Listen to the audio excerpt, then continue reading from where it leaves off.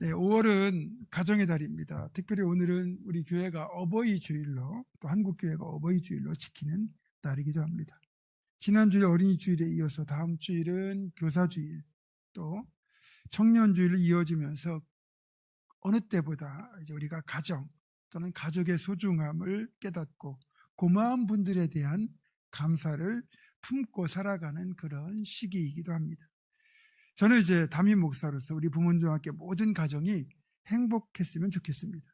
무엇보다 모든 가족이 예수를 구주로 믿는 믿음의 가정을 세우는 복을 받기를 주님의 이름으로 축원합니다. 어르신들의 건강, 또 인생 후반부의 평안함을 축복하고, 또 태중의 생명으로부터 유아, 유치, 아동부, 중고등부, 청년부, 다음 세대의 건강하고 행복한 성장을 축원합니다. 또 어른들을 섬기고 다음 세대를 책임지는 30세대에서 60세대까지를 또 축복합니다. 제가 주보 칼럼에도 실었는데 시 한 편을 먼저 읽어드리려고 합니다. 이 시는 2016년도 전북교육청이 주최한 사생대회에서 동시 부분 최우상을 수상한 작품으로 이슬이라고 하는 학생이 엄마가 돌아가신 후에 마음을 표현한 시라고 합니다. 제가 읽겠습니다. 가장 받고 싶은 상 이슬. 아무것도 하지 않아도 짜증 섞인 투정에도 어김없이 차려지는 당연하게 생각되는 그런 상. 하루에도 3번이나 받을 수 있는 상. 아침상, 점심상, 저녁상. 받아도 감사하다는 말 한마디 안 해도 되는 그런 상. 그때는 왜 몰랐을까? 그때는 왜 못 보았을까? 그 상을 내시던 주름진 엄마의 손을 그때는 왜 잡아주지 못했을까? 감사하는 말 한마디 꺼내지 못했을까? 그동안 숨겨왔던 말, 이제는 받지 못할 상 앞에 홀로 앉아 대내어 봅니다. 엄마 사랑해요. 엄마 고마웠어요. 엄마 편히 쉬세요. 세상에서 가장 받고 싶은 엄마상, 이제 받을 수 없어요. 이젠 제가 엄마에게 상을 차려드릴게요. 엄마가 좋아하는 반찬들로만 한가득 담을게요. 하지만 아직도 그리운 엄마의 밥상, 이제 다시 못 받을 세상에서 가장 받고 싶은 우리 엄마 얼굴. 어머니가 그리운 분들 많으시죠? 엄마, 어머니라는 이름만으로도 우리는 마음이 뭉클해집니다. 눈시울이 붉어집니다. 하나님을 볼 수 없는 우리에게 하나님을 보여주려고 이 땅에 보낸 존재가 바로 어머니랍니다. 저도 이번 주에 그래서 어머니를 찾아뵈려고 합니다. 영상 하나를 더 시청해 보겠습니다. 국민은행 광고 영상인데 한번 보도록 하겠습니다.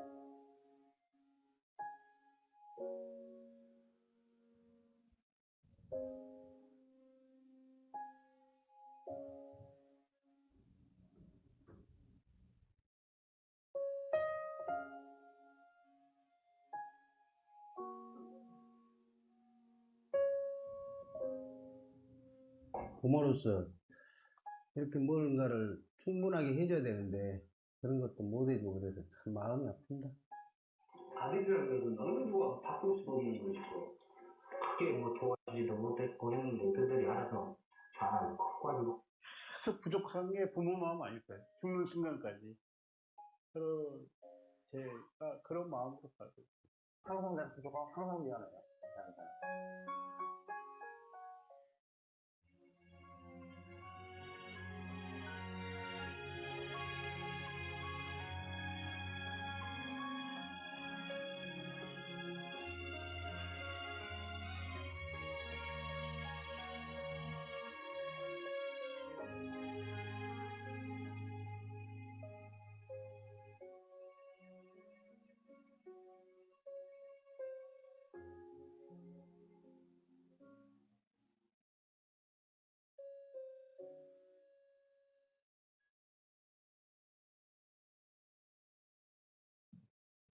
늘 어머니의 사랑만 이야기하다가 아버지 이야기를 하니까 또 느낌이 다릅니다. 여러분, 부모 공경은 하나님의 명령입니다. 오죽했으면 10계명 중에서 5번째 계명, 그러니까 사람에 대한 계명 중에서 제일 첫 번째 자리가 부모 공경이겠습니까? 창세기를 보면 이스마엘과 이삭은 아버지 아브라함의 장례를 함께 치렀고, 또 에서와 야곱도 아버지 이삭의 장례를 함께 치렀습니다. 아시는 것처럼 이스마엘과 이삭은 이보 경제입니다. 따라서 갈등이 심했고, 그리고 에서와 야곱 같은 경우도 장자권에 대한 어떤 문제 때문에 서로에게 원한과 분노가 컸던 사이입니다. 그렇게 애증이 있는 사이라 할지라도 부모 공경이라는 원칙만큼은 이들도 변함없이 지켰습니다. 하물며 우리 신앙인들이 이런 사실을 망각해서는 안 되는 거죠. 항상 부모님의 사랑과 은혜를 감사로 표현하며 살기를 부탁합니다. 최근에 심각한 국가적 문제로 등장한 낮은 출생률의 문제는 시간이 흐를수록 다음 세대의 부담이 급격히 증가한다는 겁니다. 지금은 젊은 세대 여러 명이 노인 한 명을 부양하면 되지만 나중에는 젊은이 한 사람이 노인 한 사람을 직접 부양해야 될 겁니다. 게다가 젊은 세대들은 내 노후를 책임지게 될 국민연금마저 어느 순간 고갈될 것이라는 불안감마저 더해진 상태입니다. 다만 국민연금이 최근에 주가 폭등으로 인해 수익금이 대폭 증가해서 국민연금 소멸 시점이 원래 예상 시점보다 훨씬 뒤로 연장되었고, 긍정적 전망으로 보면 90년대생까지는 혜택을 받을 수 있다는 좋은 소식이 있기도 합니다만은 여전히 인구 추이와 세대 구조로만 보면 아직도 그런 미래에 대한 전망이 불투명합니다. 교회는 더욱 심각한 위기에 처했습니다. 이제는 너무 자주 듣다 보니까 심각성마저 잃어버린 것 중에 하나가 한국 교회에서 교회 학교가 소멸하고 있다는 사실에 대한 인식입니다. 교회 학교가 소멸하게 된 원인은 의외로 단순합니다. 가뜩이나 대한민국의 출생률이 낮아지면서 아이들 숫자가 큰 폭으로 줄었는데 전체 인구에서 신앙인의 비율이 줄면서 부모를 따라 교회에 출석하는 아이들까지 숫자가 감소했기 때문입니다. 이런 와중에 최근 대한민국의 결혼 비율과 출생률이 바닥을 찍고 상승하고 있다는 반가운 보도를 접했습니다. 일단 출산율 대신에 출생률이라는 표현으로 바뀌었는데, 출산율 그러면 인구 감소가 여성이 출산을 기피해서 벌어진 현상이라는 식으로 여성에게 책임을 떠넘기는 느낌을 줄 수 있어서 출생률이라는 표현으로 바꿨다고 합니다. 통계청에 따르면 이제 연도별 학교 출생률 추이를 보니까 2023년도에 0.72명으로 역대 최저치를 기록한 뒤에 2024년도에 0.75명으로 9년 만에 첫 반등으로 돌아섰고, 작년 2025년에는 0.8명까지 올라섰습니다. 그리고 2026년 1월에 월간 합계 출생률이 0.99명까지 올라가면서 이제 1.0명대에 대한 회복에 대한 기대감마저 높이고 있습니다. 그리고 최근에 임산부 숫자가 35만 1000명으로 집계되었는데, 이는 지난해 30만 명에 비해서 약 16% 증가한 수치라고 합니다. 이에 따라서 올해 출생아 수가 7년 만에 30만 명대를 넘어설 가능성을 시사하고 있습니다. 무척이나 긍정적인 변화라고 할 수 있습니다. 그런데요, 저는 어쩌면 우리 보문중앙교회가 이 결혼 비율과 출생률 반등의 마중물, 선봉이 된 것은 아닌가라는 생각을 하게 됩니다. 올해도 5커플 이상이 결혼하고 계속 임신과 출산 소식이 전해지고 있습니다. 어떤 집은 셋째를 출산했습니다. 정말 잘한 일입니다. 축하하고 축복합니다.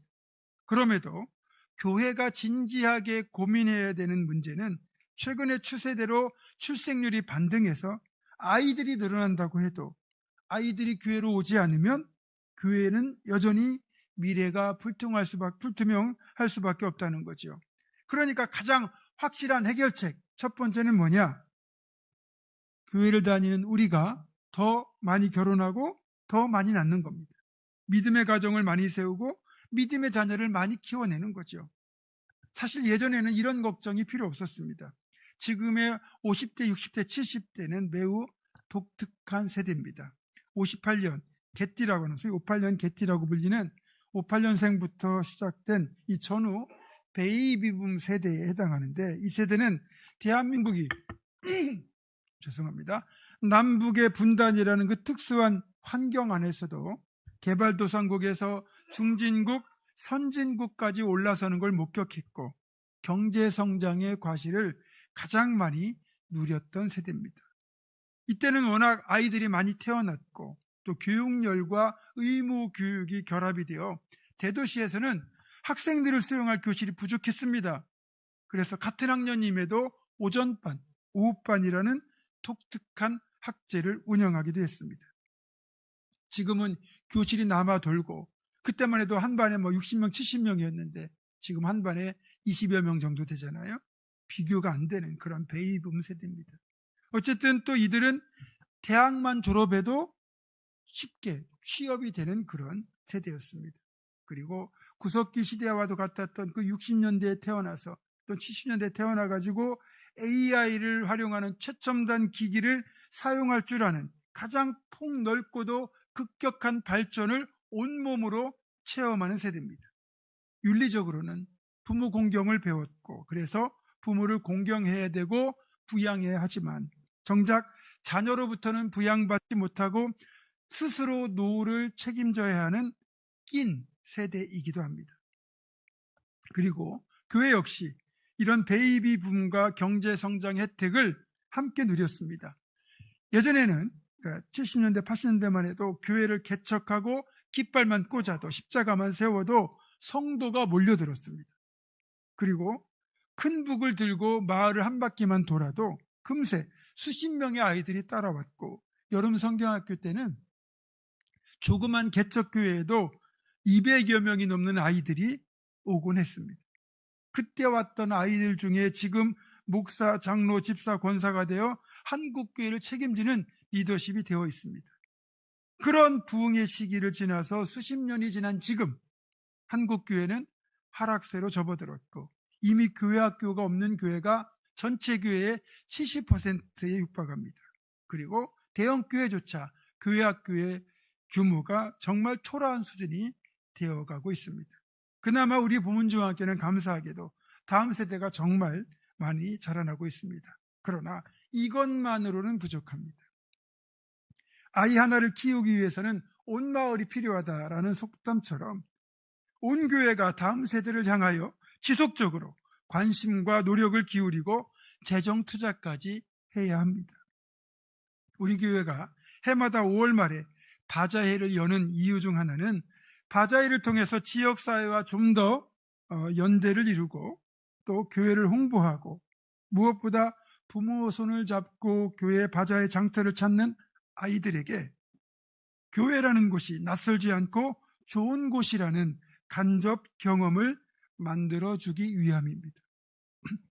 우리 아동부에서 계속해서 매주 수요일이면 안암초등학교와 동신초등학교 앞에서 학교 앞 전도를 하는데 안암초등학교만 해도 학교 앞 전도를 하면 민원이 들어온답니다. 그래서 지금은 동신초등학교만 하고 있습니다. 워낙 신천지 같은 이단, 사이비의 포기 활동에 대한 일반인들의 두려움이 자리하고 있어서 그렇게 되었겠지만 결국 우리가 찾아가서 아이들에게 전도하는 것은 이미 그 문이 막혔다고 봐야 합니다. 그런데 바자회를 하면 부모들이 아이 손을 잡고 교회를 찾아옵니다. 우리가 찾아가도 부족할 판에 직접 찾아오니 얼마나 좋습니까? 바자회를 통해 교회를 방문한 이들, 적어도 이 아이들의 부모들에게는 교회라는 곳이 부정적인 곳이 아니라 가깝고 친근한 곳이고 자녀들을 믿고 맡길 수 있는 곳이라는 생각을 갖게 만드는 그런 긍정적 효과가 있습니다. 또 성도들이 이렇게 수고해서 얻게 된 바자의 수익금으로 교회 학교에서 여름 성경학교나 수련회 같은 프로그램을 진행할 때 재정적으로 도움을 줄 수도 있고, 이번에는 필리핀과 케냐 선교에도 보탤 생각입니다. 또 일정 금액은 보문동 주민센터를 통하여 어려운 이웃을 돕는 일에도 기부하고 있습니다. 따라서 이런 선한 목적으로 바자회를 하는 건데 바자회를 꼭 해야 하나요? 라고 묻거나 바자회를 준비하고 진행하는 일을 내 일이 아니고 남의 일이라고 생각하는 것은 교회 공동체의 차원에서 볼 때 바람직한 접근이 아닙니다. 이왕이면 내가 뭘 도와줄까? 내가 뭘 하면 돼요? 라고 물어보고 동역하는 것이 맞다고 생각합니다. 이번 바자회에도 여러분의 적극적인 관심과 협조를 부탁드립니다. 오늘은 특별히 가정의 달을 맞아 다음 세대의 소중함과 더불어 자녀의 복이 얼마나 큰 축복인가를 말씀드리고자 합니다. 오늘 창세기 1장 27절 28절 본문에 따르면 하나님이 사람을 만드시고 복 주신 뒤 주셨던 명령 중에 하나가 바로 생육하고 번성해서 땅에 충만하라는 것이었습니다. 그렇게 생육하고 번성하고 충만하도록 우리에게 주신 복이 바로 자녀이고, 자녀는 성경에서 분명히 하나님의 축복이라고 규정하고 있습니다. 시편 127편 3절에서 5절입니다. 보라, 자식들은 여호와의 기업이요 태 열매는 그의 상급이로다. 젊은 자의 자식은 장사의 수중에 화살 같으니 이것이 화살통에 가득한 자는 복되도다. 아멘. 시편 128편 3절에서 6절입니다. 내 집 안방에 있는 내 아내는 결실한 포도나무 같으며 내 식탁에 둘러앉은 자식들은 어린 감람나무 같으리로다. 여호와를 경외하는 자는 이같이 복을 얻으리로다. 여호와께서 시온에서 내게 복을 주실지어다. 너는 평생의 예루살렘의 번영을 보며 내 자식의 자식을 볼지어다. 이스라엘에게 평강이 있을지로다. 아멘. 이렇게 성경적인 가치관에서 보면 자녀는 곧 하나님의 은혜를 입고 축복을 받는다는 뜻이었고, 이런 관점에서 한나는 태의 문을 열어달라고 그렇게 간절하게 눈물로 기도했던 것이고, 아브라함과 이삭 역시 간절한 기도 끝에 그 기도에 대한 응답으로 하나님께서 사라와 리브가의 태의 문을 열어주셨던 겁니다. 그렇다면 여러분, 우리가 알고 있는 믿음의 4대 족장 있죠. 아브라함, 이삭, 야곱, 요셉. 이 4명의 족장 중에서 가장 큰 복을 받은 사람이 누구라고 생각하십니까? 아브라함, 이삭, 야곱, 요셉. 믿음의 조상이 된 아브라함일까요? 아니면 가장 오래 살았던 이삭일까요? 아니면 이스라엘 이름을 얻은 야곱일까요? 아니면 총리가 된 요셉일까요? 뭐 다 큰 복을 받은 분들이지만, 또 모두가 믿음의 족장이자 축복의 통로였지만, 저는 그 중에서도 가장 큰 복은 야곱이 받았다고 생각합니다.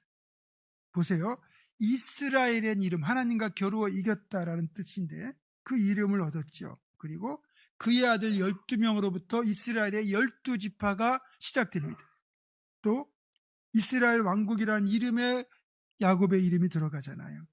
그러니까 그의 이름과 그의 자녀들이 그 복을 다 차지했고, 이것이 야곱이 받은 축복 중의 축복입니다. 그러니까 야곱은 이름과 자녀들을 통하여 하나님의 나라를 세워가는 놀라운 축복을 받은 거죠. 그렇습니다. 자녀는 하나님이 주시는 축복 중에서도 최고의 축복입니다. 그러니까 자녀가 많다는 것 자체가 이미 엄청난 복을 받은 겁니다. 가지 많은 나무에 바람 잘 날 없다고 하지만 여러분, 가지가 많아야 열매도 많은 겁니다. 그리고 아이는 태어날 때 이미 하나님으로부터 평생 먹고 입고 쓸 것에 대한 축복을 가지고 태어나는 겁니다. 그러니까 아이를 더 낳으면 어떻게 키우고 어떻게 가르치나 걱정하지 말고, 그런 걱정은 다 하나님께 맡기고 새 생명을 주시면 기쁨으로 낳아서 기르면 됩니다. 그러니까 노력하십시오. 3040 세대 이런 복을 받기를 주님의 이름으로 축원합니다. 저희는 노력해도 안 됩니다. 오늘 말씀을 정리합니다. 생육하고 번성하고 충만하라는 하나님의 명령과 함께 주신 축복의 선물인 자녀들, 다음 세대, 그 축복으로 우리에게 주신 자녀와 다음 세대를 귀한 보배로 대해 주십시오. 이들에게는 무한한 가능성이 있고 이 가능성이 발휘되기까지 기다려줄 수 있어야 합니다. 지금 보이는 이 다음 세대의 모습만으로 이들의 미래를 예단해서는 안 됩니다. 때로는 말썽을 피우고 방황해도 그들을 이해하고 받아줄 탕자의 아버지 같은 넉넉한 품이 필요합니다. 우리가 다음 세대를 사랑으로 품어주고 이들을 위해 투자하면 이들은 절대로 우리를 실망시키지 않을 겁니다. 그렇게 다음 세대를 향해 사랑을 베풀고 끌어주고 기다려줄 수 있는 그런 장년 세대, 끝까지 하나님을 닮은 아버지 같은 품, 어머니 같은 사랑으로 다음 세대를 품어내는 장년 세대가 되어주기를 주님의 이름으로 축원합니다. 마지막으로 젊은 세대를 향하여 부탁드립니다. 부모 공경, 어른 공경은 하나님의 명령입니다. 그래서 부모 공경은 선택이 아니라 도리입니다. 우리 주님은 육신의 부모를 공경하며 받들어 순종했고 십자가에 달려 돌아가시는 극한 고통의 상황에서조차 모친 마리아를 제자 요한에게 봉양을 부탁하실 정도로 효성을 그렇게 효도를 했던 분입니다. 또한 부모에 해당하는 그 장년 세대를 향하여 존경과 예의를 갖춰주셔야 합니다. 레위기 19장 32절은 이렇게 말씀합니다. 너는 샌머리 앞에서 일어서고 노인의 얼굴을 공경하며, 여기서 공경하라고 번역된 히브리어 단어가 카베드인데 이는 무겁다, 존귀하게 여기다라는 뜻을 지니고 있습니다. 그만큼 무거운 책임감으로 부모님, 어른들을 공경하라는 겁니다. 여러분, 장년 세대와 다음 세대는 서로 갈등할 세대가 아닙니다. 서로를 보충하고 채워주는 복된 선물입니다. 우리 보문중앙교회가 다음 세대와 장년 세대가 그렇게 힘을 합쳐 함께 세워가는 공동체, 서로를 존중하고 사랑하며 서로를 선물로 여기는 소중한 복된 관계로 이어지는 교회, 그런 건강한 교회가 될 수 있기를 주님의 이름으로 축원합니다. 기도하겠습니다. 우리를 창조하시고 생육하고 번성하고 충만하라 명령하신 하나님, 가정을 복되게 하고 자녀를 사랑하고 부모를 공경하고 그렇게 다음 세대와 장년 세대가 아름다운 연합을 이루는 우리 교회가 되게 하여 주옵소서. 우리 주 예수 그리스도의 이름으로 기도드립니다. 아멘.